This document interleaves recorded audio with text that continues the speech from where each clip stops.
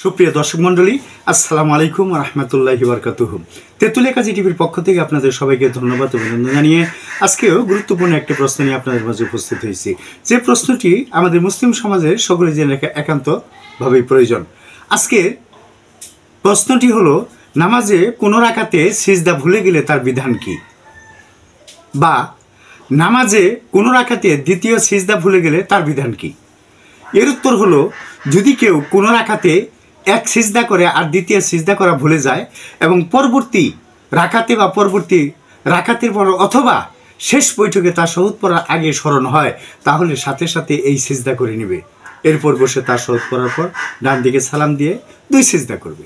এরপর তার শাহুদ দরুদ শরীফ দোয়া মাসুরা পড়ে সালাম ফিরিয়ে নামাজ শেষ করবে। এতে নামাজ হয়ে যাবে, পুনরায় নামাজ আর পড়ার প্রয়োজন নেই। যদি শেষ বৈঠকে তার শহদ পড়ার পর স্মরণ হয়, তাহলে স্মরণ আসার সাথে সাথেই সিজদা করে নেবে। এরপর আবার তার শহদ পরে সাহুদ সিজদা করবে। এতেও নামাজ হয়ে যাবে, পুনরায় নামাজ আর পড়তে হবে না। আবার যদি নামাজের সিজদার কথা স্মরণ না হয়, সালাম ফেরানোর পর স্মরণ হয়, তাহলে পুনরায় নামাজ পড়ে নিতে হবে। এরূপ কথার প্রমাণ বাহরুর রায় গ্রন্থের প্রথম খণ্ডের 296 পৃষ্ঠায়, ফাতোয়া স্বামী গ্রন্থের প্রথম খণ্ডের 462 পৃষ্ঠায় এবং ফাতোয়া হিন্দিয়া গ্রন্থের প্রথম খণ্ডের 81 পৃষ্ঠায় উল্লেখ রয়েছে। প্রিয় দর্শক মণ্ডলী, আজ এ পর্যন্তই। আপনি ভালো থাকুন, সুস্থ থাকুন। আপনাদের সকলের মঙ্গল উন্নতি কামনা করে আজকের প্রশ্নোত্তর অনুষ্ঠান এখানেই শেষ করছি। আসসালামু আলাইকুম ওয়া রাহমাতুল্লাহি ওয়া বারাকাতুহু।